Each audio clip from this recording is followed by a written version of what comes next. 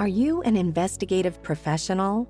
Did you know you can find the best private investigator resources using investigatorstoolbox.com? This resource community was built exclusively for licensed investigators and investigative professionals. You can network directly with members, educate yourself through free webinars and blogs, and even create your own customizable research library. Membership starts for as little as 49 cents a day. Download the Investigator's Toolbox app or visit our webpage at www.investigators-toolbox.com.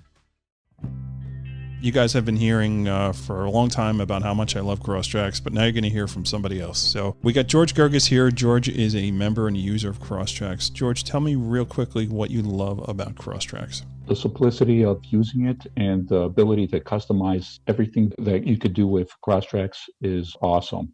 It actually allowed me to take the way that I do my business and implement it into their system. And not only am I able to manage 10 or 15 cases, I'm able to manage 50 to 100 cases with the same effort. Fantastic. So Crosstracks, the case management system, they are SOC 2 certified. Basically, that's an encryption, really an upgrade. They're the only ones out there that are doing it. So please support this great sponsor that supports our show. Check them out. The links are in the show notes. Crosstracks, if you're an investigator, you should be using them today. Welcome to this week's episode of PI Perspectives. Jim Nanos is back and we're talking surveillance. Jim has a great perspective on a technique called deconfliction. What does this mean? Matt had no idea either. Seriously though, it's a great topic and this is a great episode. So please welcome Jim Nanos and your host, private investigator Matt Spaier. And welcome everyone to this week's episode of PI Perspectives. This is Matt Spaier, your host. Today we got a friend back. Somebody who is like the surveillance guy. And it's better to know the guy than be the guy. That's who I stole that phrase from, and I use it all the time. However, I do give an asterisk and a credit to my buddy, Jim Nanos. So Jim, I want to welcome you back to the program. Hey, Matt, it's great to be back. I love doing a podcast. We're good friends, and this is always a blast. Yeah. This is an easy one for me today. So we're recording this like the day before Thanksgiving. So I'm taking a layup here. My birthday. It's actually my birthday, so I'm spending my birthday on the podcast. Well, happy birthday to you. Before we get started, I just want to bring attention to something. So the month of December, folks that are YouTubing are going to notice that I'm wearing a shirt called Skull Games. And in January, we're going to have Buddy Jericho on about it. So Skull Games is a really neat concept that involves sex trafficking and rescuing sex traffic workers. So I just wanted to point some attention to that. And I'm really excited to do that episode in a couple of weeks leading into it. So I just wanted to explain the shirt a bit. But back to Jim, my buddy here, Apple Investigations, and he's a New Jersey guy. And Jersey guy. He's very helpful for me. He's one of my go-tos in New Jersey, and he serves on the association, New Jersey Association, as the president. And before we jump into the topic, Jim, you said there's a joint conference coming up in 2023. Tell me a little bit about that. Yeah, Matt, thanks for bringing it up. We just announced it a couple days ago. The New Jersey Association, which I'm president, my board is phenomenal. We have a board that I work with, some folks that are absolutely top notch. And I couldn't be more thrilled to make the announcement in joint working with PALI, the Pennsylvania Association. In 2023, New Jersey Association and the Pennsylvania Association will be doing a joint conference in September. It's going to be held at the Valley Forge Hotel Casino Resort in Valley Forge, Pennsylvania. And we're just thrilled to death. New Jersey hasn't had a conference in about 6 years. And PALI does one every year. I go to it every single year, and it's always a great time. And conversations, we're just going to get together and do a joint conference, and I hope it works out, and I'm sure it will. Are they going to bring the chocolate? Yeah, well, I'm not too sure about the chocolate this year. I'm not too sure what we're going to end up bringing, what the Jersey Associations bring with the Pennsylvania Association. But, in our two groups, there's a lot of crossover between the membership, and it just seemed like it was a natural thing to do.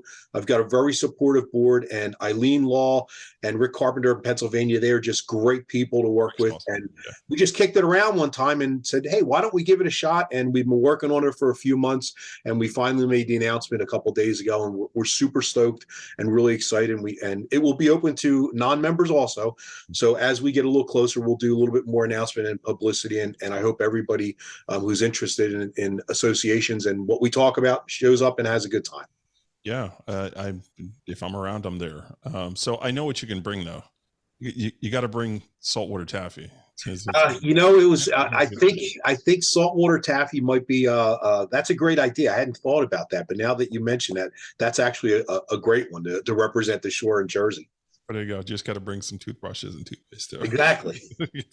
Somebody may lose a crown. So, okay. So today we're talking surveillance again. You're kind of known as being somebody who's very passionate about doing surveillance work. It's kind of your thing. And a real interesting concept that we wanted to talk about today. I don't even know how to pronounce it, so I'm not even going to try. So tell me about your subject here and what we're covering. So I wanted to chat a little about what we call deconfliction, and short of politics and religion, Matt, there's not too much more in the world, especially when you get into the law, the PI world, that will draw more left and right, up and down, whatever you want to say, when you mention deconfliction. There are some folks such as myself, I deconflict every single surveillance that I do, and I'll go a little explanation of what that is. And there are other folks that absolutely pull their arms up and say, absolutely no way, never will I do deconfliction. So when I mention deconfliction, what I'm really talking about is the notification of law enforcement that you, meaning the PI, will be out doing a surveillance or doing work in a particular area. In the law enforcement world, all the years when I was a police officer, deconfliction referred to the process of determining when law enforcement personnel are conducting an event in close proximity to one another, or if two agencies happen to be working the same case. You might have, and this happened many, many times, and in the early 80s, very early 90s, there was very little deconfliction. And sometimes you'd go out and work a case for 6 or 7 months only to find out that 2 other agencies were working the same target. Right. And you don't know that until it's too late or somebody steps on somebody's toes. That's all changed in the law enforcement world, and deconfliction and deconflicting cases now. There's an entire process that you go through, and it really, it's for officer safety, and it also stops duplication of effort and multiple people working the same target. It's slightly different when we talk about the private investigators world. When we talk about the PI world, deconfliction really is the process of advising or notifying law enforcement personnel of the presence and intended activity of a private investigator in a specific geographic area. Right. And as I said, a lot of folks don't want to do this because they're afraid they're going to be giving away what their case is. I'll tell you that in my company, and what I recommend when I do this presentation on the road at associations, conferences and meetings, I really believe in my heart deconfliction is a best practice, and we or you should absolutely do it on almost every single surveillance detail you do. Now, I will give a caveat and say, hey, if you're driving by a house and just see if a car is present, I don't deconflict that case. But if I park my car, I shut off the car, I whip out the camera or the video camera, and I'm going to be there for any extended period of time, I absolutely positively make a call to the local law enforcement agency, and at the very least a phone call. Sometimes I actually have to go in person, but I conduct deconfliction. I let them know I'm going to be there. And as we get along, Matt, I'll show you an example of something that I produce for my company that I use in deconfliction. So, how much do you think, you're talking about on the federal level, law enforcement and all that, how much do you think that, 9/11 in 2001 had to deal with that? Because there was a lot of that going on with operations going on that other agencies weren't aware of going. Do you think that's a contributing factor to policies? 100%. And I'll tell you, as your listeners know, I'm a Jersey guy. Although I'm in extreme southern New Jersey, if you take the other end of the state, which is right across the river from New York, that after 9/11, there was a lot going on up there. I was living there. I was in Fairlawn. You were living there. I mean, you're there. Yeah, and, I was in Fairlawn, New Jersey. So many agencies were parachuted in there and were working cases that and you had, targets that were shared by multiple agencies. It really became a safety issue, but also a huge duplication of services and effort. We only have X amount of dollars to go around, but there's no shortage of bad guys. So you want to make sure that you don't have one bad guy being watched by 4, 5, 6, 10 different agencies, sometimes local law enforcement, state agencies, federal agencies. So that's where deconfliction came up. There's a whole process to go through, and even on the lowest level, I mean, at local police departments, when I was still in the job, I retired in 2010, we were due deconfliction then. If you're working a case, you would call the county authorities or the state authorities and say, we're working, target X in this area. Do you have anything going? And you'd be surprised how many times say, yeah, that guy's on our radar. And maybe they're not actively working a case, but they would have information that would be useful to you. Yeah. And that's where it really came up in law enforcement. Well, I think back to just an episode I did last week with Wes Bearden. We were talking about the foreign governments hiring private investigators to do surveillance, and one of the individuals in the article came across that situation. So he was surveying somebody in New York, I think Brooklyn or something like that, and the FBI was actually surveying the same person, and it's like they saw that this guy kept coming, this investigator kept coming, setting up and doing, and they knock on the window, knock, knock, knock. Hey, the people you're working for aren't the people you think they are, right? Right. And of course he cooperated after that, but you see stuff like that happen, so it's funny. And there is no requirement for us to do this. Or I'm not aware of any. I don't know if any states. There has been some talk about some states or some municipalities requiring you to do deconfliction, but I'm not familiar with any. There could be. Your listeners may shoot me an email and say our local municipality, our state has that. I'm not familiar with it, but I'll tell you, as a best practice, I do it on absolutely every case, as we just mentioned, when I'm actually setting post or working a job for anything more than just a simple drive by a house. Right. Yeah. I mean, you got to think it's helpful, right? So, I mean, what's the blowback on it? What are people's resistance to do it? What do they think are the drawbacks to it, if any? Well, there are, and that's a great question, Matt. And usually what I hear when I'll give you an example. I did a couple conferences when I did the entire, this is usually about an hour block that I do, hour and a half block. And there's a lot of questions and answers.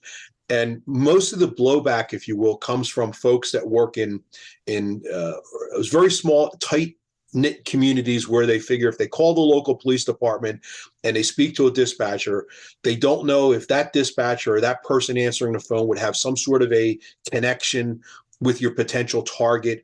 And there's always that possibility. I mean, you work in small police departments, you never know who's related to who, and there's all kinds of stories that you hear. But at the end of the day, your safety or my safety should take precedent and paramount over that possibility of maybe blowing a case or losing it. And when I do call, I don't necessarily tell them, hey, I'm working a Smith case. It's a workers' comp case or it's a cohabitation case, and it's going to be at 123 Main Street. I give them general information. I very rarely have any communications operators that will say, I want the address, I want the target name. I just give them a very general, broad area geographically that I'm working in, my contact information, and I can go over that in a little bit with the sample that I have. Yeah, and I've had very few people that'll come back and say, give me more information. Yeah, we're going to look at that sample after the break. So, do you give plate information too? Like, this is my car, is my vehicle, or not really? Absolutely. I find that extremely important. And I will give you a little bit of a story. In this one particular case I was working, I had gone back to this one neighborhood multiple times on a cohabitation investigation, and the people I was watching, they're pretty up on surveillance. I mean, they weren't doing counter surveillance, but these people knew what was going on, and they figured they might be the target. So their heads were on a swivel, and every time I came out, they were looking around. So I would have to go back, and I'd have to constantly switch up vehicles. And it was to the point where I was actually renting cars, so I wouldn't be taking the same cars back. I drove my 2 cars, my kids' cars. I mean, I ran out of cars. So I had to rent cars to go up there and do this particular surveillance. So this one particular day, I call the communications operator, and it's probably 3rd or 4th time there. A great receptive individual. I gave her all my information. I gave her a description of the car and, of course, my cell phone number. And I don't think I was out there 15 minutes till I got a phone call back and said, hey, a neighbor just called and reported you or your vehicle as a suspicious vehicle, and I have to send an officer out there. So I knew I had to get out of there before the officer came, and the officer knew what was going on, but they still had to come out because they did not want to not respond to a citizen's complaint. And I knew when I went back, I couldn't park in that particular area. And I knew that there was a neighbor who was actually cognizant to what's going on in the neighborhood. So I've had occasions where I'll get callbacks and let me know that somebody's called about me, or at least that they're sending a police officer. So, and if I hadn't have done that, I would have had a police officer come up. I don't know when I go out and do surveillance, and none of us know. We may know what's going on right there when we're there. We see there's no activity in the neighborhood, but we don't know what happened there yesterday. We don't know what happened last night, a week before. We don't know if there's been a rash of burglaries or there could have been an assault there. And the police are coming there thinking that your vehicle is somehow connected with prior incidents that we're unaware of. Right. So it's important to let them know that we're there. At least in my opinion, it's an absolute must that we have to do in every surveillance detail we do. Yeah, I think it makes sense. It's important. So, all right, we're going to take a break here. And when we come back, we're going to bring up a sample of the information that you exchange. And we're going to dive into this topic a little bit deeper. So everybody sit tight and we'll be right back. I want to talk to everybody today about ScopeNow.com. ScopeNow has been a big time sponsor of this program for quite some time. And I just love their service. I've been using them since the beginning. I'm one of their beta customers, and it's been so awesome to see them grow into the business that they are today, and just how they just keep reinventing themselves and pushing themselves to get more and more information. What it comes down to is ScopeNow is a tool that you definitely need to use if you do social media investigations, any internet research, and really spending less time digging around and looking for information. I think is one of the best points of how ScopeNow can help you. Their AI platform, their analytics are amazing. You really get an idea of what you need. You're reducing the time, you're reducing the manpower that you're spending on doing this research, because they're essentially doing it for you, and they're doing it correctly, which is most important. One of the new things that they're actually offering is this flagging system where you can flag behaviors and really highlight and look out for fraud. If you're doing a lot of fraud research, this is a fantastic tool, and you can set up alerts. So you have particular people that you're looking at, you can actually set up alerts to get notifications when the criteria that you set up is actually is flagged and goes off. It's really, really amazing. And their relationship and association analytics are top notch, really cutting edge and really, really cool. When they brought that out on version 3, it was a game changer. I mean, really being able to see how people interact together and having that relationship, analysis is really, really something that's cool. One of the other things about being involved with ScopeNow is their ability to offer webinars. Their team is cutting edge on putting together and getting out really, really great content. If you're a member of ScopeNow, if you know who they are, you've seen them around on LinkedIn, you'll know that they're constantly doing webinars on these new websites that are coming out, and they're really staying on top of it. And don't forget, any reports that you generate, you can actually white label those reports and put your own logos on and really make them look professional, which could equate to more billing for you as well. So check them out today. It's www.scopenow.com. They're a great, great company. They should be one of the tools in your toolbox, along with whatever kind of search engines you do. You need to make sure that ScopeNow is a part of that suite. ScopeNow.com. Information Education Consultants is proud to announce that their Certificate of Professional Investigation is now available online at IECOIT.com. If you're interested in learning the investigation profession, what better resource to consult than the mind of the nationally renowned private investigator, Rory McMahon. Rory has compiled 40 years of experience into an online training resource for the benefit of the current and next generation of professional investigators. The site offers CEUs for current licensed professionals and is a recommended stop for our true crime aficionado friends and family. Check it out today at IECOIT.com. That's IECOIT.com. Are you an investigative professional with an international problem you can't solve? Conflict International has the knowledge and relationships to jump in for you. We compensate investigators for referring cases to our office. Contact us today for details. Conflict International uses insight, intelligence, investigation, risk management, and strategic solutions to solve problems troubling individuals and companies of all kinds, anywhere around the world. Whether you're planning to hire a person to a position of trust, carry out due diligence on a company, trace hidden assets, or require skilled boots on the ground, Conflict International investigators can seamlessly pursue a case across borders, offering a truly global solution. Find out about our extensive range of services at conflictinternational.com. Conflict International, global reach, international knowledge. Take a look at the latest issue of PI Magazine, available online or via hard copy. Visit PIMagazine.com to learn more. And welcome back to PI Perspectives. This is Matt Spaier, your host, with Jim Nanos, your co-host today. So, Jim, I want to welcome you back to the program.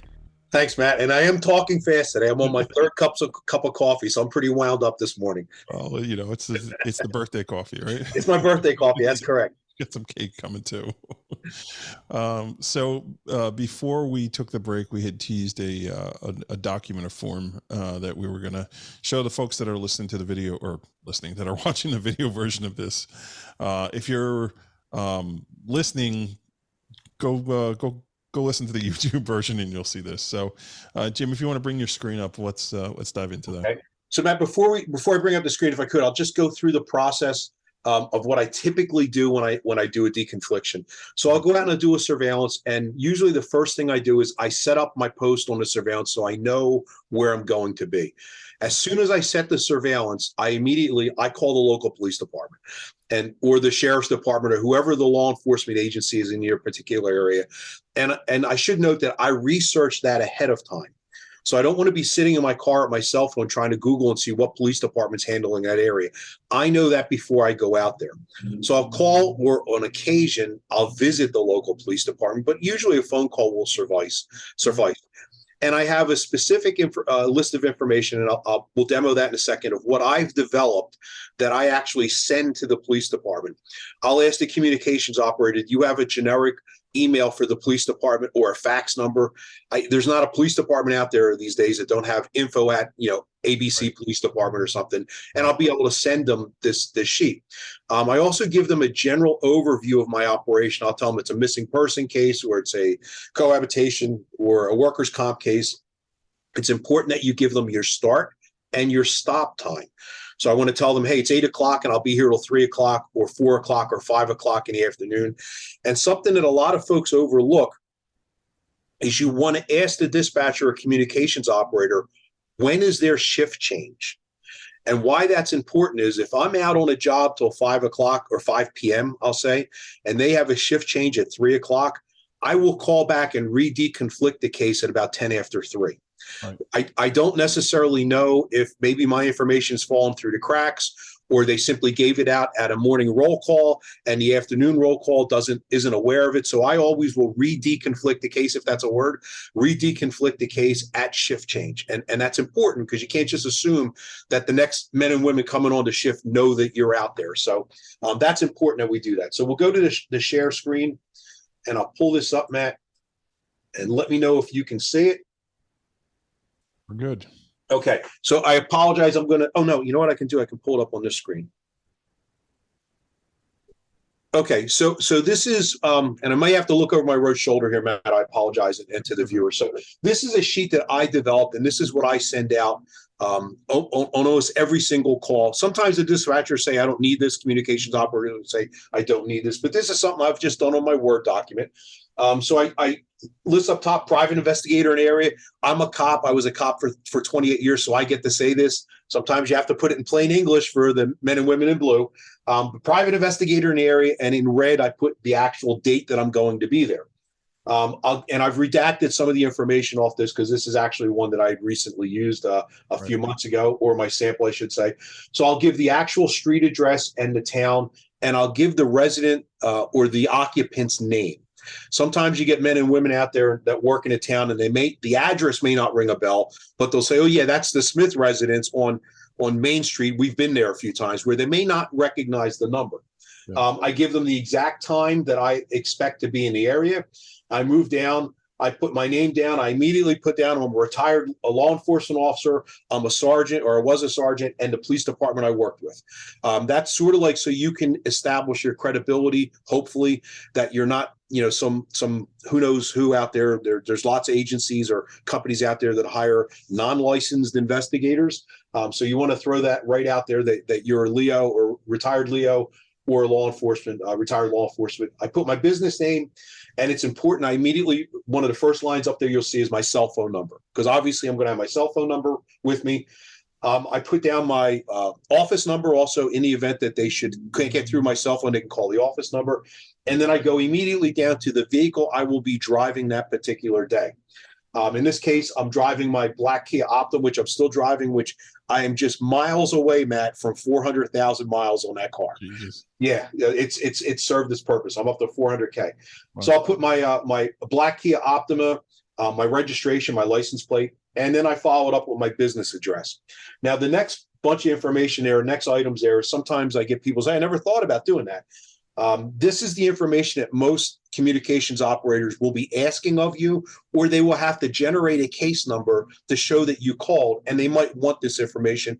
And I'll show you how this actually has some benefit maybe a little later down the road. But I provide a copy of my New Jersey driver's license, which is upper left.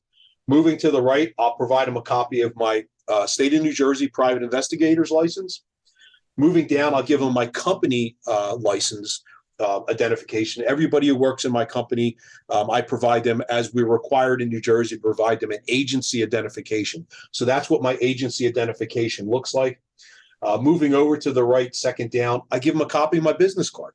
Mm-hmm. Finally, lower left-hand corner is my vehicle registration.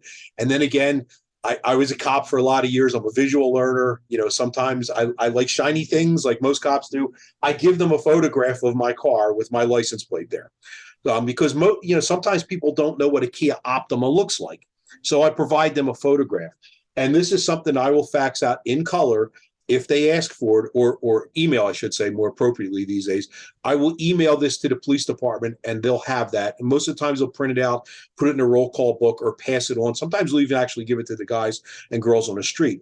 But everything he or she answering that phone should want from me or need from me, if I were to go into the station at the desk and speak to like a desk sergeant, I provide them on this document. And one of the interesting things of this, using this sort of document, I have sent this to police departments, and a few weeks later, a month later, I'll get a phone call from a police officer looking to hire an investigator, maybe for a matrimonial type issue. And I'll ask him or her, where'd you hear about me? Because I do that on every case, every time I get a phone call. And I've actually had guys say, well, you did a job and you sent, an information sheet, and I saw it in the police station. So this is actually almost a form of advertising too. Yeah, it's great. It's free, right? It works out. Yeah, it's free advertising. But this should keep you, and I'm using the air quotes here, keep you out of trouble. And it should give the guys and girls on the street everything that they need to know that you're legitimate, you're in the area, you're a professional, and here's who to look for in case they have to roll through that neighborhood on a call. Yeah, I mean, it's all important stuff, and it's always a matter of keeping yourself protected, right? Both professionally and safety wise, right? Right. Making sure you're not opening yourself up to any kind of liability. One thing I also do, and it's not on this particular sheet, and I do this verbally, is when I am talking to the communications operator, I will also tell him or her that I'm armed. I'm a retired law enforcement officer. I have what we call in New Jersey RPO, reserve or retired police officer, HR 218. It's different all over the country. I tell them I am armed, and the reason I do that and the reason I do deconfliction is there's two main reasons, Matt. One, obviously, I want to protect myself. I want to make sure that if something happens, they know there's a retired cop in the neighborhood, a private investigator, and I don't want anybody coming up on my car thinking they're approaching a burglar or somebody who's out there to do up to no good. But I also have to look at it, and we should all look at it from the standpoint of maybe the young police officer, him or her, working out in a patrol car, and they're rolling up on a suspicious person in a neighborhood. And remember, we have no control over what information the person who called the police department has given the police. We always assume it's just going to be, oh, there's a suspicious car parked outside of my house for the last 2 hours. But we don't know what Mrs. McGillicuddy has told the cops that she thinks she has seen. Right. So, we can't just assume that the police are just rolling up on a suspicious vehicle. And as I said earlier, we don't know what has happened in the neighborhood the day before, the week before. So you want to make sure that you're obviously protecting yourself, but also think about it from the perspective of that officer who's rolling in on that call. You want to make sure that he or she maybe at least has a heads up that it may not be what Mrs. McGillicuddy is saying is it's probably that private investigator, and hopefully you're deconflicting it and you're not going to get any safety issues. Right. And then you always got to worry about the neighbors too, the nosy neighbors and things like that. Like those are the ones that call the cops. I call them the block captains. I mean, everyone has one. I've got one in my neighborhood, where you can't roll down the street without this gentleman sticking his head out the door to see what's going on. And that's good, because if I'm not home and I'm traveling and he sees somebody outside of my house, I want that person, in my neighborhood, but nobody wants that person in the neighborhood they're doing a surveillance. Right. So you just have to understand it happens. Those people exist. You can't, you embrace them, at least they're looking out for their neighbors. So, you got to assume that there is that block captain in the neighborhood, and you're going to have to work through that situation when it comes up. So as somebody who's like a new surveillance person who's just kind of getting into the business and finding their way here, what are some of the other challenges that they could face, and how do they get around it? Well, usually one of the biggest challenges I had in transitioning from law enforcement to PI world is, when you go out and you do that surveillance, Matt, especially, you're doing a fixed post, you're sitting someplace, you're watching something, do your homework. Look at the neighborhood on Google Earth ahead of time. Try to determine, is it residential? Is it commercial? I'll give you an example. I've looked on Google Earth, and I see that no one parks in the streets in this neighborhood because everyone has long driveways. Right. So a car parked in the street is actually out of place, where everyone's parked in their driveway. So that's a particular neighborhood I know in advance that I'm not going to be able to park in front of somebody's house. And obviously I can't park in someone's driveway. So that's a challenge that I want to know about ahead of time before I get there at 7 o'clock in the morning and set up a surveillance and find out that there's no place to park in this particular neighborhood. So Google Earth is a great tool. You should use it. You can look at the type of vehicles. You can look at businesses. You can look at maybe areas that you can park. Do that heads up if you don't have the ability to actually go out there ahead of time and do what I call pre-surveillance surveillance or pre-surveillance assessment. Right. And bill for it, please, people. And absolutely bill for it. And I tell my clients ahead of time, look, I'd rather have you spend an hour's worth of my labor for me to tell you this is why we need more resources or why we can't approach this the way we think we can, than for you to pay me 8 hours to go out there and I can't park someplace. Front load it. And that will save you money. And I've had jobs where I've actually tell the client, look, I know you want to hire me for 30 or 40 hours worth of surveillance over the next 2 weeks, but for these reasons, I don't think it's going to be the best expenditure of your resources or money. And I may only get $100 out of that case, but that client or that lawyer understands that I'm not just trying to bill hours. I mean, they understand that. Maybe we'll approach it from a different direction, but they are appreciative of you being cognizant of their resources. Yeah. So what do you do in a situation like that where you can't park in the street like that? You go for a trail cam or something? Well, and that's a great point, Matt, is I've had cases where, the attorney will call me and say, we just want to do 4 hours of surveillance. I go out there and I look at it on Google Earth. I go out and do my pre-surveillance assessment. I go back with the attorney and I say, this is why this will not work, whether it's 4 hours or then you want to expand it. It's not going to work for, a host of reasons. And sometimes I've been able to upsell that to, well, let's do a poll camera, or let's do some sort of unmanned surveillance, or let's try to maybe get a second person, or there's lots of other alternatives. But if you present it right and you do your homework and you're a professional, the fact that you can't do the job as you normally would may actually lead to additional business. It absolutely will lead to goodwill with the attorney, because they know you're just not going out there and punching out 4 hours to bill somebody 4 hours. You're actually a professional and you're looking at how you need to approach this particular surveillance. Yeah, I remember we had one job, and I do a lot of surveillance work, but every now and then something pops up where we got to do it because I'm playing only mostly. I had a guy that had, had to go to a neighborhood, and it was one of these things where it was there was no real parking because it was on the main road, right? So it was a busy road, but there was a road on the side that you could park at, but there's no real vantage point there. So my guy was smart, so he brought his dog to work. So he would Walk the dog, yeah. walk the dog, Yeah. And I was like, oh, I guess I got to pay the dog too, huh? You got to pay the dog.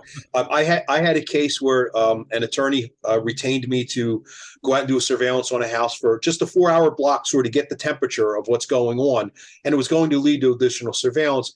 I did my pre-surveillance, I did an assessment, and I identified, and the attorney didn't tell me this was a gated community. Right. That I wasn't able to get into the community, either legally, there were signs that said no trespassing. There was a uniformed officer at the gate. There was no way to get into the community. And through Google Earth, I was able to determine that there's actually a front and a rear. Now, the plan was, well, I'll just set up outside of the community and I'll wait for my target to exit. I knew what kind of car he was driving. But as it turned out, there were an entrance and an exit, and this person could go out either way. Yeah. And in review with the attorney, that led me to be able to bring a second investigator on board to sit at the other exit or entrance. And, in our world, it's a rarity where an attorney or a client will authorize a second person because of expenditure and resources. But if you do your homework, you present it right, and you say, look, if you want me to park and sit outside of this place, there's a 50% chance that I'm going to get this person. Right. And I was able to explain that, articulate that, and that attorney and the client opted for a second investigator, and it worked out. But had I not done my homework, I would have been scrambling the day of the surveillance, trying to call the attorney. He could have been in court. Do it ahead of time, get your stuff together, make the presentation, explain why you do not think that surveillance is going to be successful, and it's not a good expenditure of the money. And sometimes that'll lead to additional work. Yeah. Yeah. I mean, these are all important points here. What else can you tell the newer guys that are just kind of getting out there? Make sure you get the right equipment. Get yourself, I have a dedicated camera bag, what I call it my surveillance bag, and I usually demo that when I go to conferences. And that's always, guys want to see what I carry in my bag. I have a dedicated equipment bag. When I first started, like every other PI, I used to have all my cameras up on a shelf, and I'd sort of go like I was shopping. Like this morning, I'll take one of these, two of these, a cable, a charger, like an a la carte type setup. And you always end up forgetting something, or you don't have the right equipment. So what I've done now, my model now is I have my surveillance bag or my camera bag. And Matt, I literally, when I walk out of my door, I'm armed. I take my camera bag, my wallet, my phone. I go no place without that, because I've had lots of cases where I'll just be running down to get gas or something. I'll get a phone call and an attorney will say, can you run by and grab some pictures? Somebody's there now. I've got my bag with me. But the important part is every single thing, and I'm looking over my left-hand shoulder because it's actually sitting here, but everything that I need to do the surveillance, short of maybe a Pixel 1000 where I have a 3000 millimeter lens. I mean, my normal run-of-the-mill surveillance stuff, it's in that bag. I have it with me all the time. For the new guys and girls out there that do surveillance, develop that camera bag, equip it properly. Your cell phone, I got guys that'll say, this is all I need. Well, that's not all you need. There's other things that you need. Develop yourself a bag. Make sure you got your cables, your chargers, everything that you need. So no matter what vehicle you're in, that bag sitting next to you and you have all your equipment. I can't stress that enough, because I've done lots of surveillances where early on, many years ago, I didn't have the right charging cable. I picked up the wrong cable. Yeah. And I'll tell you one other trick I do with my cables is every cable in that surveillance bag has a yellow piece of tape around it, so that I know anything with a yellow piece of tape belongs in that surveillance bag. Oh, that's good. So everything's color coded, and they make fancy little tags you can put on them. I just put yellow electrical tape. It's colored electrical tape, but everything in there has a yellow tag on there, and my cameras have yellow tags that belong in there too. So I know if I see a cable that's sort of adrift someplace, if it's yellow, it's got to go in that bag. Everything has a yellow tag on there, belongs in that surveillance bag. Because there are going to be times you take it out and you use it in the car, and instead of putting it in your bag, you stick it in the console, or you stick it falls onto the floor. If I find it a day later and it's got yellow on it, I know it's got to find its way back to that bag. That Nanos guy, he really dumbs down everything. It's through lots of mistakes, Matt. Oh man, I was at a discovery and inspection, a court-ordered discovery inspection once, and this is probably a year or two I'm in business. and I had a Nikon, and the battery was dead, and I left my charger at home. So here they are. It's like you get one shot, to get in there and get your photos, and it's like, what did I do? Thankfully, I had my mentor. I reached out to him. I said, "Hey, I got a problem. Hey, this is what's going on." He's like, "Well, I happen to be a few blocks away, and I got extra batteries, so I'll drop." Matt, it's probably maybe some other show we could do. I go through the bag, but just real quickly, you mentioned about chargers. So I always take my 12-volt chargers, which will plug into the cigarette lighter. But in addition, I don't know if you can see this, but this is actually in my camera bag. I just reached over and took it out. This is simply a 110 inverter from Walmart. They run about $20. Yeah. And I, in addition to my 12-volt chargers, I also take the AC chargers that plug into the wall. And this is also good for your laptop. I mean, if your laptop battery starts going dead, you can plug in. But this is, $20, $22, throw it in your camera bag. It's real small, plugs right into your outlet. And this goes with me on every job. So I always have 12-volt power, but I also have 110 power. And this is really meant for my laptop. You get out there for 8 or 10 hours doing a job, and you need your laptop for some reason, and the battery's dead, you forgot to charge or whatever. I'm telling you, this is a lifesaver. Yeah, you got to keep up on the House of the Dragon. Exactly. So, all right, man, we're going to wind down over here. Jim, it's always great having you on, man. I feel like, if we just go on one topic after the other, it's so great chatting with you. And if folks want to get a hold of you, if they have any questions or they want to follow up on this, how would they get a hold of you? Matt, and I encourage people to call me. I truly, you can tell sometimes, I tell people sometimes my life sort of sucks because I love doing surveillance and talking surveillance. I would keep talking forever. If you ever want to, anybody out there, if you want to chat about any surveillance topic or ask the mistakes that I've made so that you don't make those mistakes. I don't know everything, but I've made lots of mistakes. And sometimes I can't tell you what does work, but sometimes I can tell you what doesn't work. Contact me. You can either email me through my website, appleinvestigations.com, or Matt, I don't know if you post my phone number, but you can call me anytime. It's all over my website, my cell phone. I love talking about this stuff. I'm passionate about surveillance. Just give me a call. This is my thing. Yeah, we'll have all that stuff in the show notes. Great. Okay, so everybody, thank you so much for tuning in. I want to say, be sure that you tune into the episode next week. We're doing a roundtable discussion on how to be a PI. It's for the folks that are starting up, that really have questions on really the procedures and processes of what it takes to be a PI. I feel like this was a sneak peek here today, a little teaser. But we got a great panel together, and that's going to air next week. So typically I don't tease the next week's show, but I'm excited about this one. I think it's going to be great. Jim, thank you so much for coming on, and we'll chat with everybody next week. Thanks, Matt. Thank you, Jim, for always being a great guest and a very special happy birthday. Now we know what deconfliction means. Also, we want to say a special thanks to Crosstracks, Investigator Education Consultants, Scope Now, and Conflict International for sponsoring our show. So please support our great supporters.